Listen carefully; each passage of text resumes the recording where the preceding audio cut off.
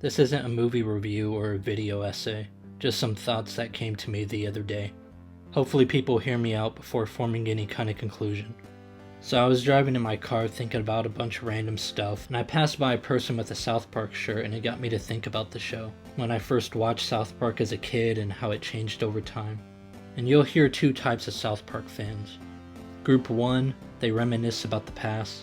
They believe it used to push boundaries and it was innovative, and they think that the show is sold out now. Then you have Group 2, they still love it. You'll hear them say something like South Park goes after everyone, and nobody is safe, and snowflakes can't handle it, and this generation is too soft for South Park. And then it dawned on me, South Park and most offensive comedy out there is pretty gay and directionless. Here's my take on it. South Park has been unfunny for a very long time. It's safe and it pretends to be controversial. It's offensive enough to satisfy anti-SJWs, but it's tame enough to not offend their bosses in the Twitter mob so they can stay on the air. Matt Stone and Trey Parker and the edgy comedians out there, like Bill Burr, only want free speech for themselves so they can be outrageous and offensive. They don't have any political conviction.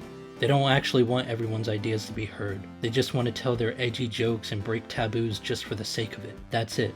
There's no substance there. It's totally shallow. It's 2021 and South Park and these comedians have refused to tackle big tech censorship. Why? Because Matt Stone and Trey Parker don't actually care about the number of political figures banned and deplatformed for hate speech.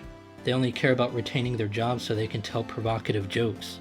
And it really makes sense when you think about Seth Rogen and Sacha Baron Cohen, these comedians who made a career offending so many groups of people, but now that they're rich and successful, these guys call for censorship against people who dislike Zionism or support Trump or anything like that. They made a career being politically incorrect, but it all just goes back to my point. These people don't want free speech for everyone. They never did. I remember recently Seth Rogen DM'd that Count Dankula dude who did a Hitler joke and then he got arrested over in Europe for it. Seth Rogen didn't defend him. No, he said, well, if you're not Jewish, then you deserved what you got. So people who support offensive comedy just because they want to break taboos or push the boundaries or own the libs just don't see the bigger picture. If you're not doing it based on any principles and you have nothing to say, then it's all meaningless. Matt Stone, Trey Parker, Seth Rogen, and these comedians have no real message or moral certitude. It's all just a big fucking joke.